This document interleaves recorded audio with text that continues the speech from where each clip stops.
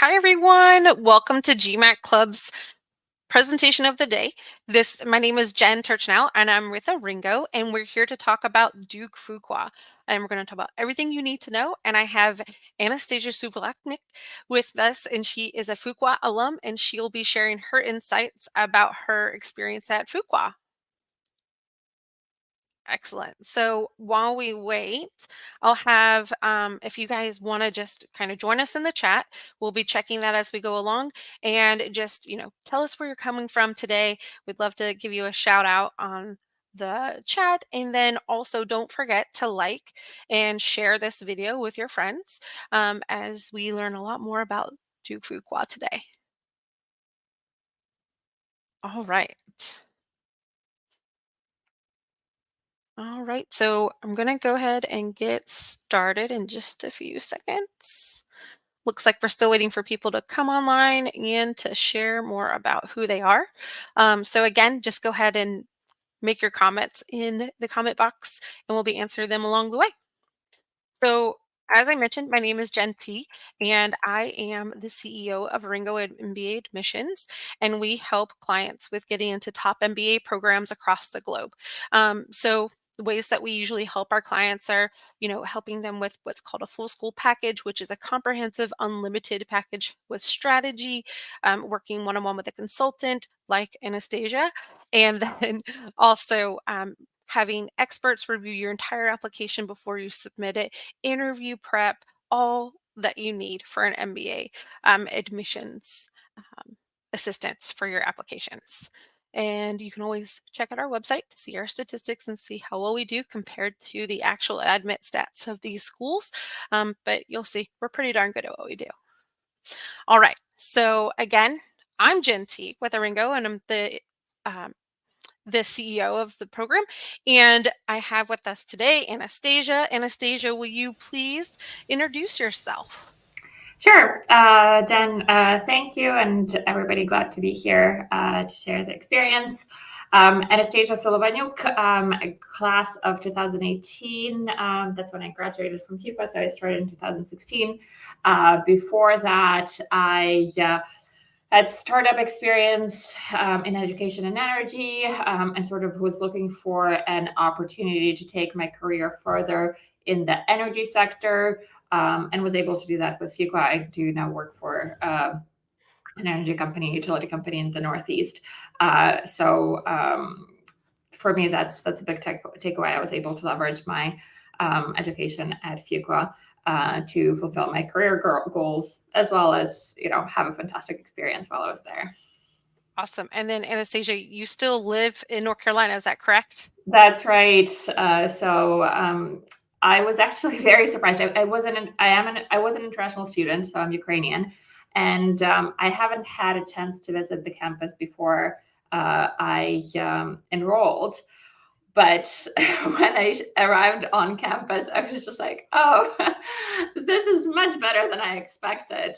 I loved it to an extent that I intentionally stayed. Actually, my dream company for after graduation, the North America headquarters was in Care, which is just down the road. The area is fantastic. So I'm still here, 5 years later. Awesome. Exciting. And we'll dig into that a little bit more later as well. All right. So a quick, summary of what we're going to be talking about today is we'll go through some of the numbers and facts about Fuqua, and then we'll talk about the curriculum and how you decide if, this is the right choice for you, if it's a good fit. We'll talk about the different aspects of student life, everything that you're going to have to do while you're on campus of those 2 years. We'll talk about employment as well as recruiters that are going to be on campus. And then afterwards, we'll kind of run through the application with some tips. But today there's going to be a lot of information shared on the screen, but we're going to be kind of at a high level talking about things. But I wanted to make sure, as you go through and rewatch this later on, don't forget to share it and like it so you can come back and find it. And so you can always kind of come back and read a couple of details if you had questions specifically. But also, don't forget to ask us in the chat. All right. So Duke Fuqua is definitely one of the top MBA programs. It was ranked number 11 with Financial Times and the US News and World Report. So it's definitely one of the top programs to choose. Maybe not the Harvard, Stanford, or Wharton, but it's definitely like right there, either top 10 or top 15 consistently over the past 5 to 10 years, I believe. So, it's definitely a very amazing choice and experience where you get the best of both worlds of, being able to be in a rural campus, well, like a college campus, and be able to have all the access that you're looking for along with a brand name that carries. All right. So, again, kind of going through a couple of the statistics, the biggest thing to know is that it is a 2-year full time MBA. It does have the SIM certification to it, and it has between 375 to 400 students. That ranges a little bit based on year to year. And then the salary, again, like you're getting this huge benefit of, $160,000 average salary when you graduate. It is a highly international program. Sometimes, close to 47% of the students are international, so you're definitely going to gain that global perspective. And then the GMAT range, it went down just a little bit this year to include 670 all the way up to 760. And then GMAT or GRE scores are ranging from 306 to 330. Average years of work experience is 6 years, and 45% identify as female.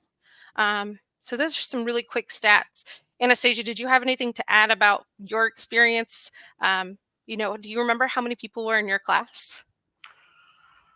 That's a good question. I don't. It was like pushing the 400. I think that the class size in the last couple of years they've decreased it a little bit. So you definitely get a sort of smaller cohort experience where your classmates well. And that is reinforced through multiple structures that I'm sure we'll get in. But I think the diversity of it is a very important component of my experience, right? Like be on my C lead, and we'll get into that in a little bit, what that is. Two were like, fresh off the boat, kind of international students, if you consider myself that. And then another one, very strong international experience out of 7 people, right? So you really get that perspective. And the same with male-female diversity, right? It's a very good performance for a business school. So it provides for a diverse perspective, learn from the peers about their experience and how to position, how to move along your career and personally as well. Awesome. Okay, so we'll talk, again at a high level about the curriculum at Duke. I think that the cool thing is that some of these really interesting courses are built into the core curriculum, and it's not necessarily like that you have to have that certification to be able to, be part of like an energy and environment class, or to be able to, take the class in health sector management.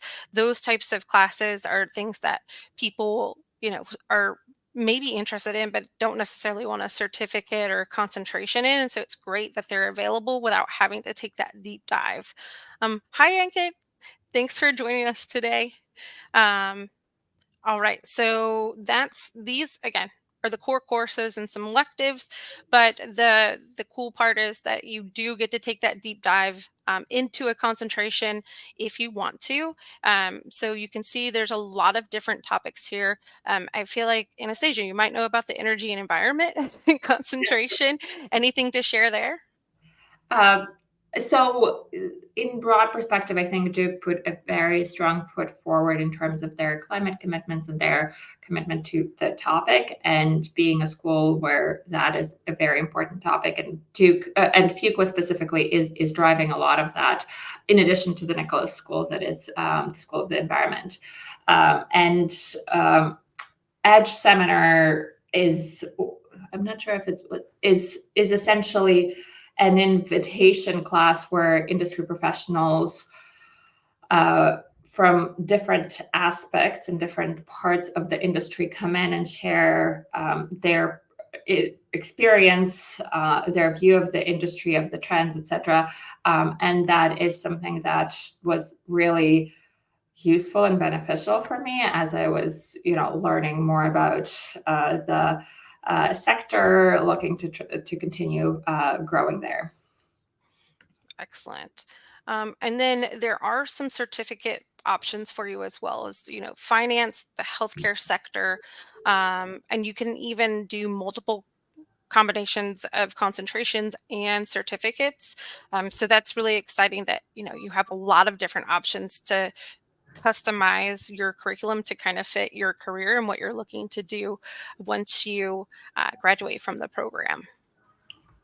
And one thing to add, in terms of concentrations and what you brought up in terms of different opportunities, I think healthcare, just with the health system at Duke, Broad Duke, is a very strong concentration, and definitely something that people come to Duke for. Marketing is another strong area where Fuqua shines as well. So those are just like some of the areas that I think are particularly strong at Fuqua. Yeah, and I mean, I think that healthcare is definitely one of the bigger, more up and coming kind of concentrations. I mean, it's been around for a while, but I think that, a lot of people think of like Wharton as one of the schools and maybe Darden, but like definitely Duke is a strong presence in the healthcare sector, the energy sector. There's a power company named after the school, or the school's named after the power company, some sort of name sharing there with Duke Energy or Duke Power. I can't remember exactly what it is, but there's a lot there, and I think that there's so many resources that make the curriculum even more relevant for candidates who are really interested in these specific sectors. um, all right, so we'll go on to kind of talk about, like, is Duke the right place for me? Of course, it is a top brand that you'll see across the globe. um, it does have this STEM benefit. So if you are looking for additional OPT, definitely something you can look at. There are a lot of student clubs. I think that there are a few schools that are really into the student experience, and Duke is one of those. And so, I mean, Anastasia can definitely elaborate on that, but I think that like they are really focused on that. And so, if you're wanting to have a close knit experience, know everybody in your class, and have a close knit, I mean, like maybe healthy competitive experience, but not like I'm going to beat you for this job kind of, very competitive environment, um, then I think it could be a really great fit for you. Anything to add there, Anastasia?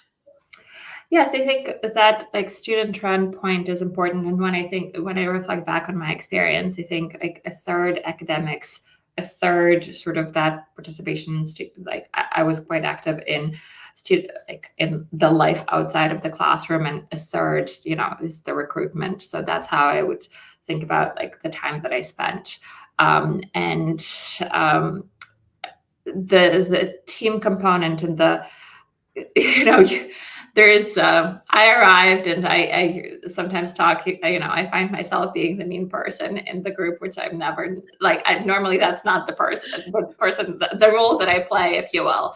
The reinforcement there of we're all in this together is very strong. So throughout the selection process, that's a strong bias, right? Sort of team orientation, focus on how you bring people up with you, and then throughout the program that is strongly reinforced. So some things that people refer to is, as Fuqua students interview, their performance gets better throughout the day because they're shared tips and tricks throughout, right? So that's something that is definitely felt and lived, and was another very welcome sort of revelation when I arrived on campus. Yeah, that's awesome. And Anke, you had a question about like what are these unique aspects of Fuqua compared to other B schools? I think that we'll get into a little bit of that, but I think you can see that again, the one of the biggest fundamentals is like Team Fuqua, and you and your cohort are really in this together, and these are the people who are going to be your best friends for life. And when you graduate, you're not everybody's going to go their own way. You're going to have these relationships for a long time. um, so we'll kind of move on to the next part about, you know, teaching methods. I mean, I think this is pretty standard, so I wouldn't say that there's a lot of like uniqueness to this, but case studies is, a big part of the curriculum. Realistic simulations, research centers, experiential learning. There's a lot of acronyms here. So, Anastasia, help us out. Like, what are some of these learning opportunities? Sure.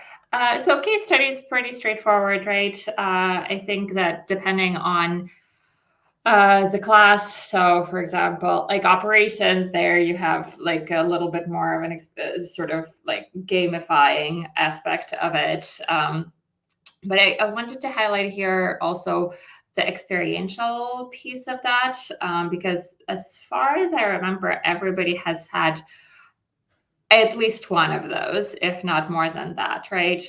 So FCCP is Fuqua Consulting Practicum, Student Consulting Practicum. KCI3 is more focused on nonprofits.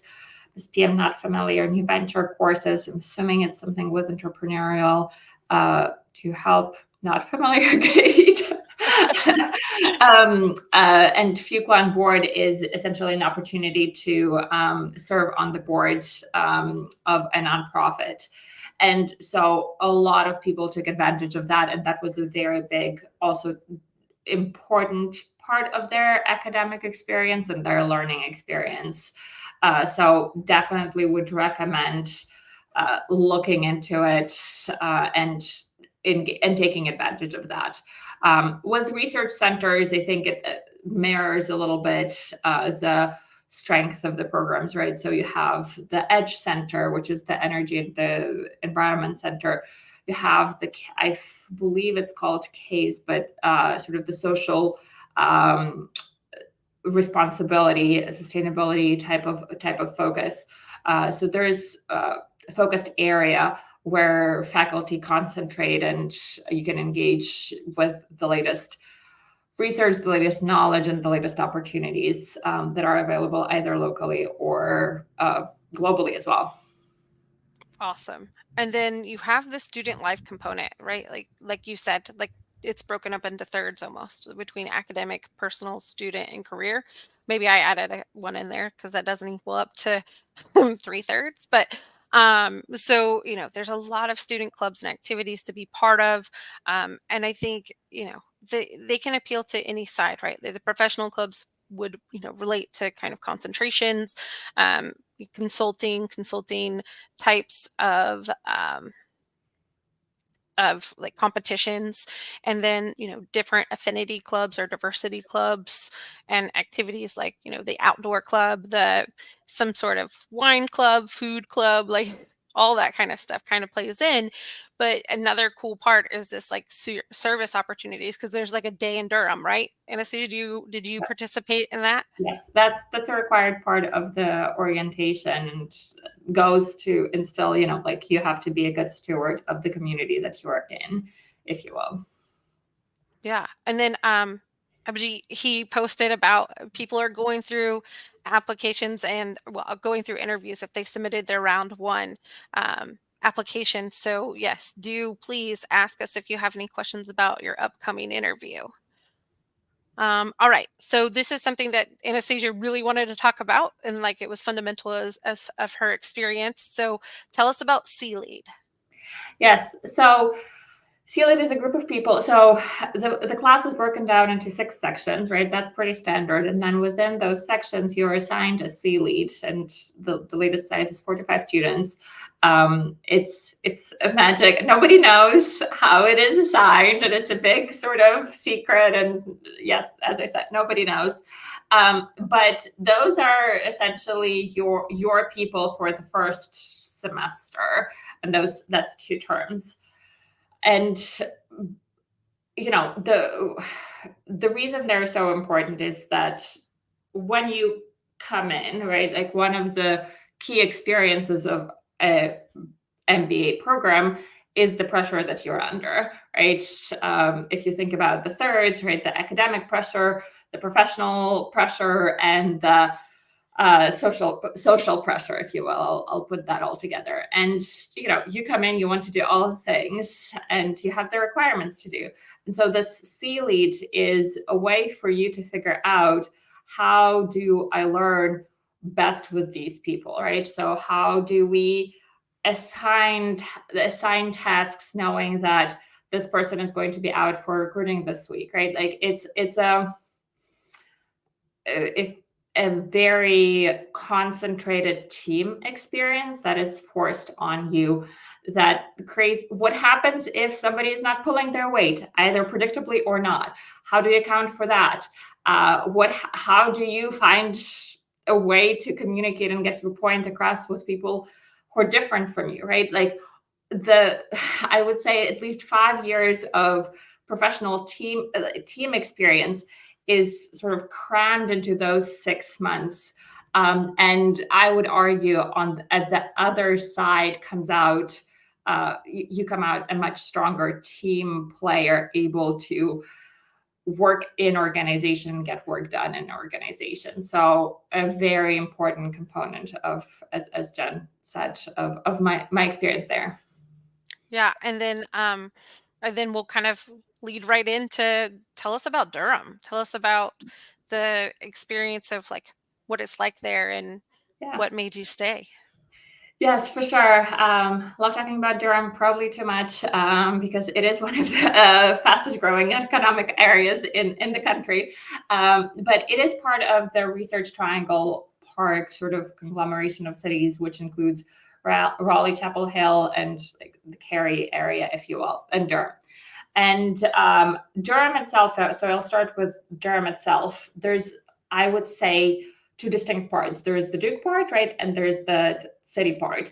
Because unlike a smaller college town, it's not all centered around Duke, right? There's a very distinct Durham culture. And that is really important to me in terms of like how the experience was defined, particularly after I stayed after graduation. I love the fact that you're within 10 minutes of parks and rivers and like hiking areas. You're so on the nature side, right? Like you're a couple of hours from the ocean, but you're also a couple of hours from like several national parks. It's really a beautiful area. There's also, it's not just nature, it's also sort of the cultural aspect because of the universities that are here. So you have Duke, you have UNC Chapel Hill, and you have NC State and North Carolina Central University. They bring a lot of world-class performers to the area that you wouldn't expect to see elsewhere, right? Like in an area of this magnitude, if you will. So that's the cultural aspect. I never felt sort of like, oh goodness, let me just get out and see a little bit of culture after spending a day in wilderness. That's the other piece, and then the sort of professional piece. As I said, one of the fastest economically growing areas in the country, with a lot of companies looking, either having a presence or looking to have more of a presence here. Some of the like bigger names is Google Fiber. Google has Google Fiber specifically is one of the key areas is Durham. Then you have Cisco, you have Microsoft, you have IBM's, obviously a lot of companies in the health sector are located here. So very strong economic activity that is promulgated, if you will, by the presence of like a lot of highly educated professionals, right? So companies want to take advantage of that, and so come here. So like from those three aspects, to me, it's just like a fantastic area, and the quality of life is great.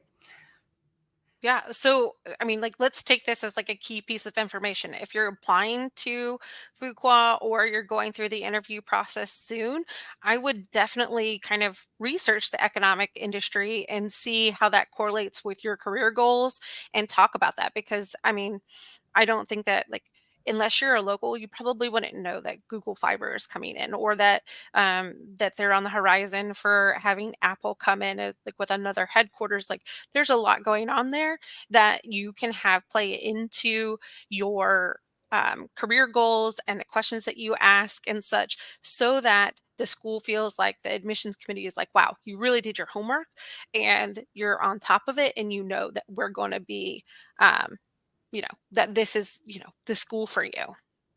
All right. So And I let's will get add just one point on that, Jen, in terms of like, that's what's driving the richness of the experiential opportunities here as well, right? Like if you had like a town of nothing, of two companies, that would be a very different opportunity to get involved with case A3, FCCP, like those type of opportunities.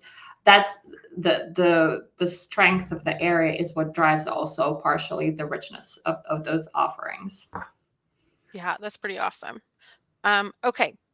So career management, I mean, we don't have to dive into the complete, you know, details of this, but just knowing that you have a career management center behind you that is going to help you through the actual um, application process. And I mean, Anastasia, stop me if I'm wrong, but this happens even before you get on campus for like orientation. You're starting to work on your resume and putting things together for the resume book. Tell us a little bit more about your recruitment process when you were looking for a job.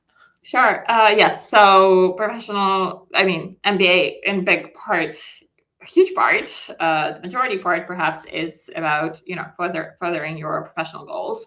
And that's understood. It's not a secret, right? And so as Jen was saying, the work starts pretty early. You're given career management center presentations, like in the first couple of weeks that you're there.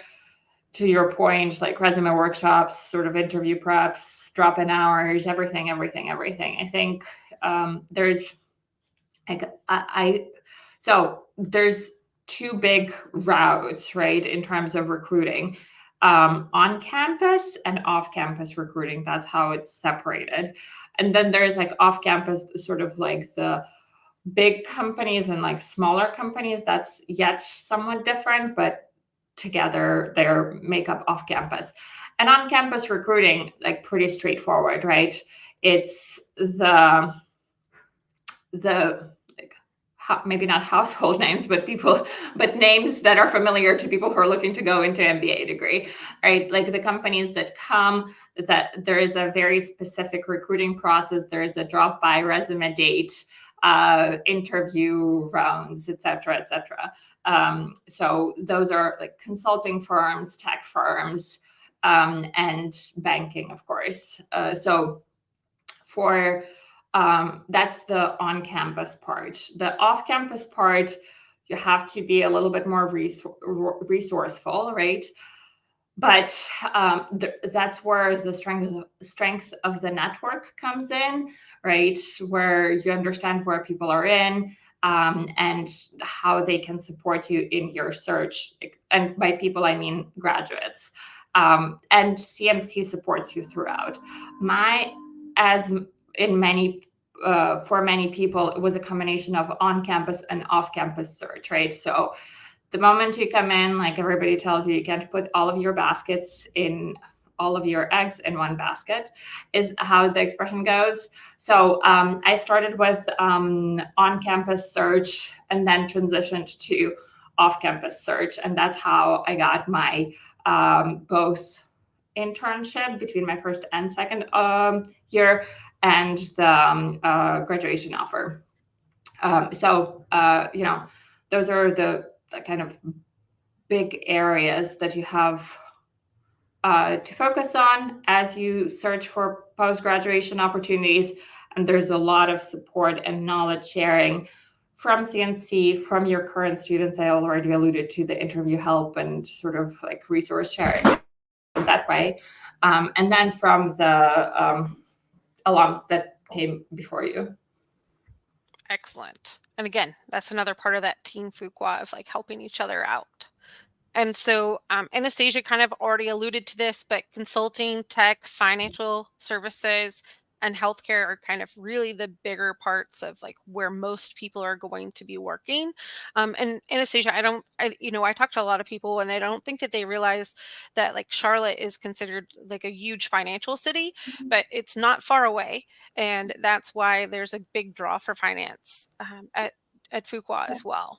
Yeah. Well, Bank of America, I think, headquartered in Charlotte. I think that's like one of the reasons that that became. But it's actually a train right away. It's very easy to get to. It's 2 hours. Yeah. So again, like here are just again some statistics about like where most people are going. A lot of people do go into consulting, finance, general management, and marketing, and some general salaries that you can expect on the average.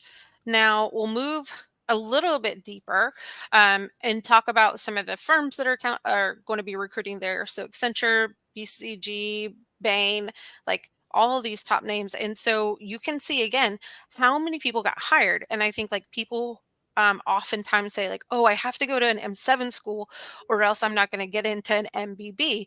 But you can see from here that over 50 people were hired as consultants with an MBB firm, which is amazing. And then you move into tech, obviously, some really big names with Amazon, Apple, Google, Microsoft. Again, like these are all kind of repeating a little bit more of what Anastasia had said before, but really big names here. And then, healthcare is maybe a little bit different. Anastasia and I were talking earlier, and she was talking about there's a big biotech kind of influence there as well. And so, yeah, anything to add here, Anastasia, about where your friends might have or where your colleagues might have gone? I mean, I think what I would to your earlier point in terms of like, oh, is you start when you're applying if you have a very specific focus, right?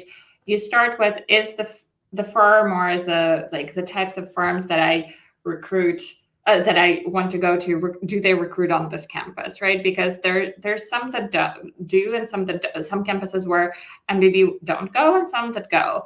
But as Jen said, the field is broader if that's your goal.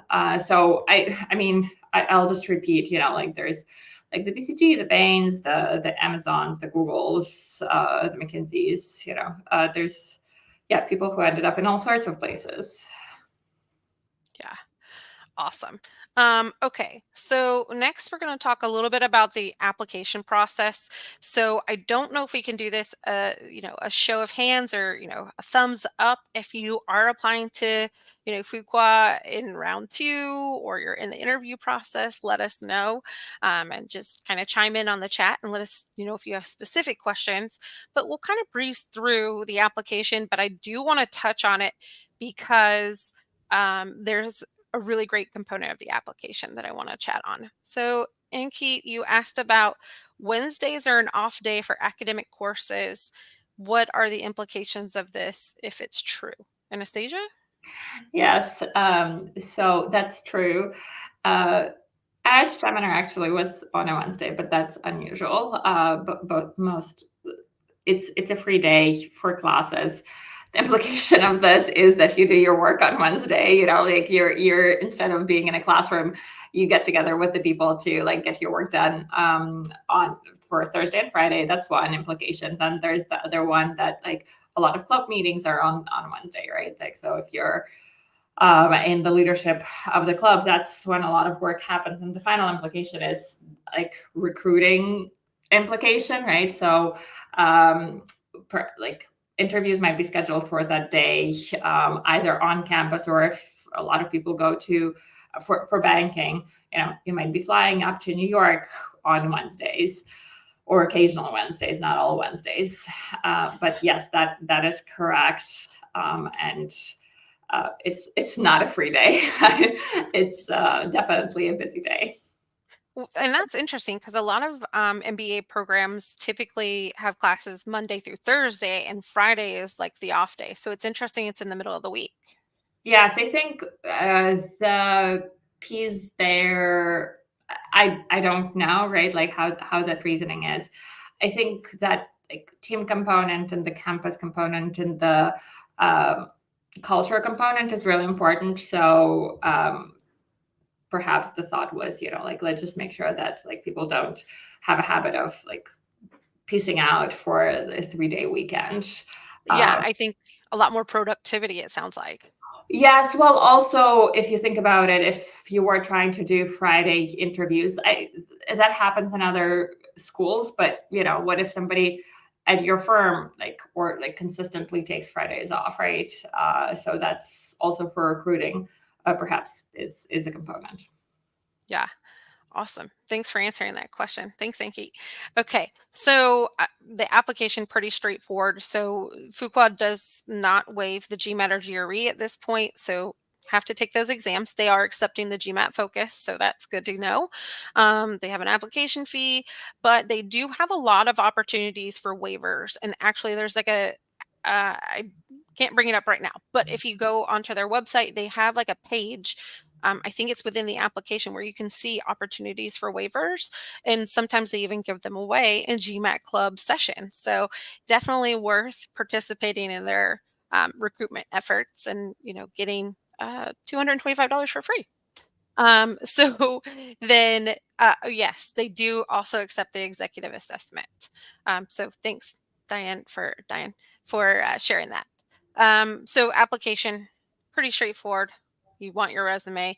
There are 3, 4 essays, depending on who you are or like what you have to share, then the letter of recommendation. And you do have the opportunity for endorsement, which we'll get to in just a second. And then it does require an interview. I know that we've already kind of passed technically like round 1 or early admission or early admit for Fuqua, but that they definitely also have that as part of their process. So if you're watching this and you're wanting to apply maybe next year, you do have the opportunity to sign up for an interview during their early action round before you actually submit your application. So pay attention to those dates and all that has to go with that. So to be considered a strong candidate for Fuqua, I think that the biggest thing is that you are really, you know, explaining to the committee why you're a good fit for them. They want to know that you're going to be enriched by your peers, but you're also going to be enriching and teaching them from your experiences, your unique perspectives. And you also have to have that belief in diversity and that everybody has a different sort of story to share and experience, and to be able to open, accept, and learn from that. And then also demonstrate your competency, character, and purpose, as this does. But essentially, Duke has a very rigorous program. So you want to make sure that you're showing to them that you're ready for that. So Anastasia was actually also a campus ambassador, and you did some interviews. So anything else to share about this? Well, just to reiterate in terms of like fit, I think that's really important. It's really important to show that you're intentional about like your choice, right? Like, and why Fuqua is the right place for you there. And otherwise, it's your interviews can be with a second year student, can be with AdCom, can be with the alum, and there it's like pretty straightforward in terms of like, okay, the items on the slide. What are your leadership skills? What are your how do you present yourself to the world? What's your impact that you've had? Those are kind of the straightforward areas, but in interview, you just like it's a conversation between two people at the end of the day, and showing that fit not only in application but in the conversation is going to be also important. Awesome. And Dane has a question about the new family essay asks to speak about Fuqua contributions, but the community essay does as well. Do you just focus on the family background one on contributions that stem from background? So I think that this is, um, sorry, I might have this on here, this essay, but I'm not sure. But we can also kind of go back to this. But it's kind of a two different types of questions. One is like kind of what's the influence of your family on you, and like how you're going to how how that shaped you and who you are. And the other one is, I think, a little bit more to talk about like how you pay that forward. I don't know if Anastasia, you know about this question in the current application. No, family essays new. I think I would concur in the sense that what family in various aspects, right? Like what are important things. So that's like more perhaps like also values, sort of what is important to you. How do you live your life? What are your sort of guiding principles, if you will? And then sort of contribution is like how do you apply those? How do you live those through? Yeah, and I'm so sorry. I won't skip ahead, but if it comes up in this presentation again, I'll definitely make sure we talk about it specifically. But so one thing that's really unique about the Fuqua application is that they do ask for these 25 random facts, which again I think really ties into the whole team Fuqua and wanting to get to know you specifically. And I don't think that there's any other school who's even got anything close to this. My typical breakdown that I share with clients is to, maybe do one third personal, like things that are about you, um, maybe one third academic ish, and one third professional. So you want to make sure you have this like balance and this mix of who you are, and you're showing all perspectives. Any other insights to share on this, Anastasia? I so I think of it as well as sort of an opportunity to highlight different aspects of who you are, right? Because when you have a topic like a challenge or whatever what you have, it's like an experience and it's like very focused. But here it's almost like how diverse you are, like, and from the experience perspective. So I think that thinking about starting with, okay, who do I think as I am as a person? What are the defining characteristics of me? And what are the proof points of those? I think is a good place to start. And that can come through, in your personal life and how you engage with your community, in how you engage with your work and, sort of hobbies that you pick, et cetera, et cetera. But it's essentially, to me, it's a test of how well can I describe myself without describing myself. Yeah.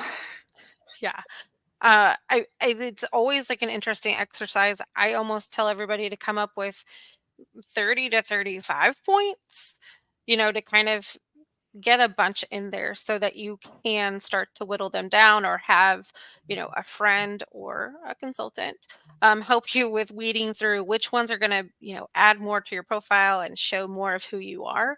The other option is to, maybe sit with, the 30 plus options, and then go and write your other essays, and then feel like, man, in these essays I didn't get to share this specific part about who I am, and I feel like it's a big part. So I want to make sure I include that in the 25 things so that they know this about me. So I think that that's, the best way to kind of approach it is make sure that you feel like all parts of you are expressed in this application, because that's what Fuqua wants. They don't want, you know some stodgy, boring fluff. They want to get to know the real you. And one final point of that, like, it's not resume bullet points, right? I think that came through, but just like to reiterate that, it's if you will write about your professional achievements, it's more like why did it matter to you? Why did you do that? Right? Like it's more the next level of conversation. It's not like why it is important to you. You have for every point you should think through, why am I sharing this? That, like, the random is perhaps mostly, it's not random. It's random in the sense that they're not connected all to each other, but they have to be very deeply connected to you. Right. And With that, I mean, I do have kind of a list of do's and don'ts. Again, you're more than welcome to save and like and share this presentation. Please give us a thumbs up. But come back and read through these points of like what you should or shouldn't do. And there's a lot of different things that you can include. Um, the I have a don't list as well. It's not an essay. Avoid repeating what they already know about you. um, like Anastasia said, it's not a bullet point. And I also think that you don't want to go back too far, right? Unless it was a fundamental thing that shaped who you are. I've, been in Taekwondo since age 5, and it's something that's carried throughout my entire life and has taught me about balance and blah blah blah. Like that that can work. But like when I was age 5, I got my first, you know, my first belt. Um, what does that really mean to an admissions committee? So, as long as you have something to add to it, perfect. But I wouldn't reach back too far unless there's like a good story that leads into who you are. Okay, so then, so this is, essay number 2 is about Fuqua community and you and how you bring those together. So this is really your opportunity to talk about um, how you are going to give back to the Fuqua community through clubs, activities, sharing, more in the classroom. Like if you have, a really dynamic career in energy and many other people don't, and they want to get into that sector or sustainability, then you being able to share that in the classroom is amazing.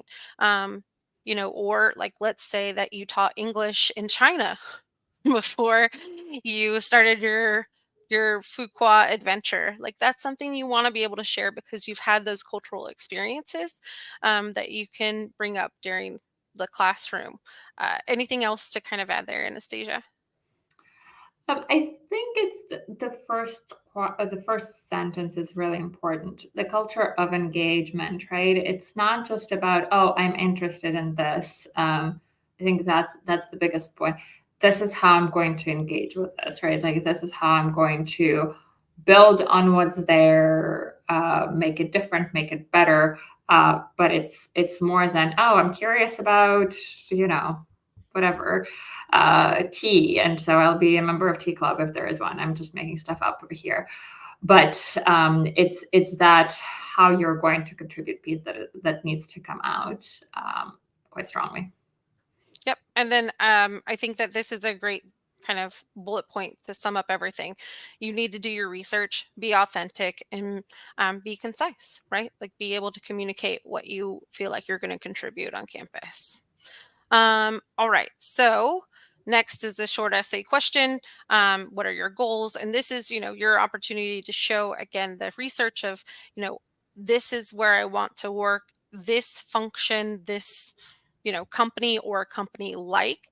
I think that a lot of the times MBA candidates will write, I want to work in MBB, you know, but that's not always going to happen. MBB is so ultra competitive. The admissions committee wants to know that you're okay if you don't get MBB, like you'd still be like tier 1. So maybe consider some other, you know, consulting firms that have your perspective and say like I'd like to work for, as a management consulting in MBB or EY Parthenon or something like that, right? Like give them some specifics, but also show that you're open. And then again, how you're going to get to your long-term goal, and then what Duke is going to do to help you get where you want to be. And I think that that's a good way to kind of make sure you're sharing that so that they can say, there's a good tie-in to why Duke is the right choice. And just one Go ahead. point there quickly.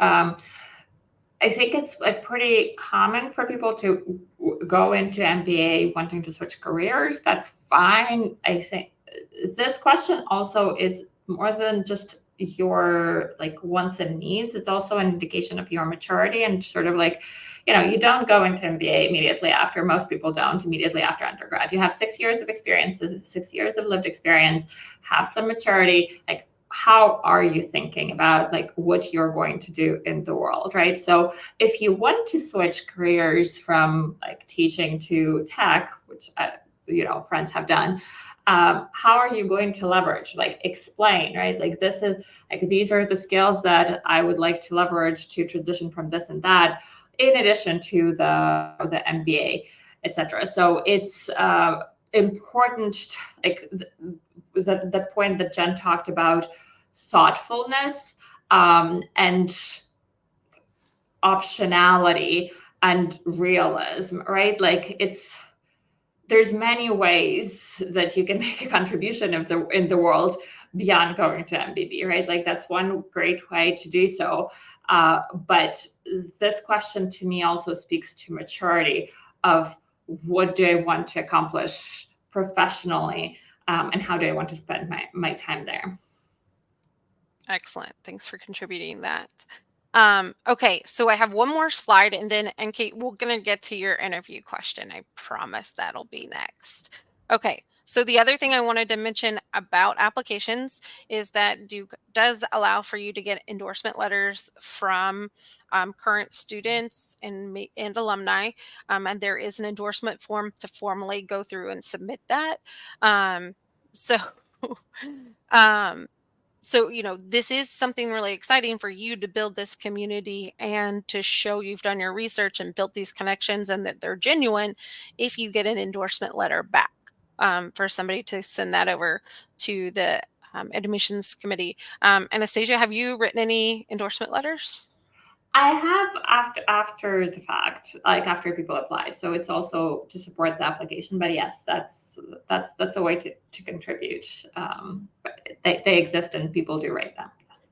Yeah, and I think that again, like if you worked with somebody who went to Duke and graduated or is a current student, that's another opportunity for you to show this, for them to be able to say like, I worked with this person and we, were able to accomplish this huge goal, and or we worked through a really difficult time at a specific company or whatever it might be. The other thing is that there's a lot of events that you can attend. Like in November, they're having like a women's weekend. And so if you were to attend something like that or a diversity weekend, anything that you kind of attend with Fuqua and start to talk to current students and build this, mutual respect, that's an opportunity where you could ask for an endorsement too. So those opportunities are exciting, and I don't think that there's very many schools that allow that. I think like Duke and Cornell are like the most common that I've seen that from. So it's exciting to be able to do it. Okay, so now we're kind of at the end of the presentation itself and open to asking questions of Anastasia and I, and kind of help with anything that you felt like you didn't get to hear about during our presentation. And while you think of those questions and post them in the group chat, I'm going to talk about Anki. Like, well, actually, I'll ask Anastasia. Like, so Anki wants to know about what are some of the important points to cover in the tell me about yourself in the interview, that question. And is there a time limit that you usually stick to? And do you mention like work responsibilities or a few achievements? Any insights you want to share? Sure. So the easy one is time limit. Like don't go much beyond 2 minutes. The recommendation. Then I think overall, right, like the how you think about your interview, it's part of your application, right? So it's going to go into your application, and as admission office reads through the application, they're going to pick up on certain things and like, okay, is Ankit, like Ankit is this kind of person, right? Like these are the spikes, if you will. And then like if you backtrack that to interview, in those 2 minutes, I think about like what motivates me, right? Like what are the things that matter to me? It's not a readout of resume, never for me, right? It's yeah, sure, like I'm very proud of this and this accomplishment that I've done. But these are also these other things. So it's an opening. Think of it as an opening to an interesting conversation that you want to have with somebody that you're meeting for the first time and that you're hoping that they will be interested in you, right? So give them opportunities to understand something about you that is not only on your resume, that they have in front of them. So everything on the resume they have. So go the next level. Why did I do this? Like, what motivates me? It's again revealing some parts of you as a person that you would want to go into deeper in the conversation with the interviewer. Excellent. And then, I mean, I think that sometimes, I mean, I know that this sounds like a little bit like cheesy or like gimmicky, but I think that you can kind of like talk about a brand of who you are, or kind of this common thread of, you know, what your experiences and how they, what they are and how they connect. Like for me, I've always been a people person from day one. In elementary school, I was, always the kid sitting out in the hallway because I was talking too much. That carried through and really helped me get amazing relationships in college, and now into my professional career. I was able to work in HR and navigate X, Y, and Z, and then this and this and this. And so, being able to figure out a way to tell the story that kind of brands you, like, oh, she's a people person and she wants to connect people. And this is, who she is and what she wants to do. So if there's a way to kind of connect that and build your story, then I think that's a really great opportunity. And I think like a lot of the times when somebody, I do a lot of profile evaluations, so you're more than welcome to sign up for one. The calendar link is on this page, but a lot of the times I'll have people, the first time I meet with them, walk me through your experience, like not your resume. Tell me about you and what you've done. And then I can easily see a thread of like, oh, you've always done jobs like this, or you've always been the person who does this type of thing.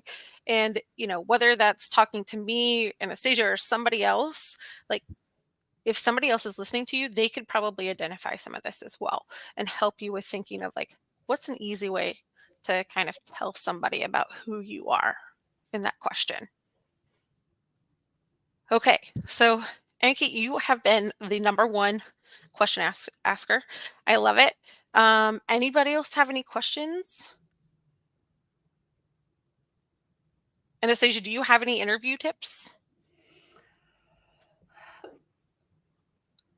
Prepare, and then on the day of just focus on like sharing who you are. I think that's like there is preparation part to the interview, right? It's that thinking, it's that reflection of who I am as a person. You should understand that, right? Like, what are the stories that I want to share? What are the proof points for showing who I am as a person? Like, so having that ready is important, but like during at that point, like focus on having a conversation, right? Like, do not try to memorize things. Like, you should have a couple of key points, key bullet points in your mind that, as an interviewer is reflecting on our conversation, I want to make sure that they remember that. So how do I consistently, several times, remind them of this? That's overall. And then, specifically, like, look to be concise, look to speak in star format if you can, right? Like, I start, like, tell them what you'll tell them, tell them that you told them, things like that. Make it easy for an interviewer to tell your story, I think essentially is the tagline here. It's a person who will know you for 45 minutes, who will do their best to understand you and make their job as easy as it can for them.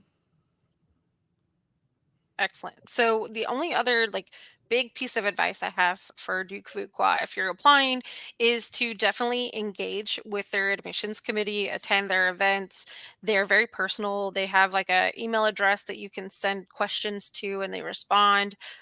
I mean, I think that they're one of the most um accessible admissions committees, that it's not like, oh, because of the high volume of calls, we're not able to speak with you right now. That kind of thing. So and then you can also connect with ambassadors.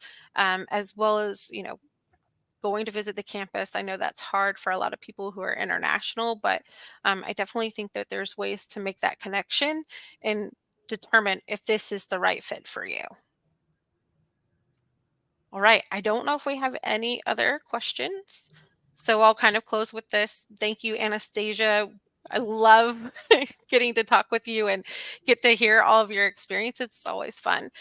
So thank you again for joining us and answering a lot of questions. And if you guys have questions about Duke or any other school or MBA admissions, or you want a profile evaluation, my contact information is here. I'm always excited to talk to new people and chat about profiles and MBAs, also specialized masters or PhD programs, that kind of stuff too. But yeah. All right. Well, I think that that's all. Oh, sorry, Anastasia. I think I cut you off, hon. Oh, no, I was just saying thank you. Thanks for having me. It was a pleasure. Excellent. All right. Well, thanks, everyone. Give us a like and share.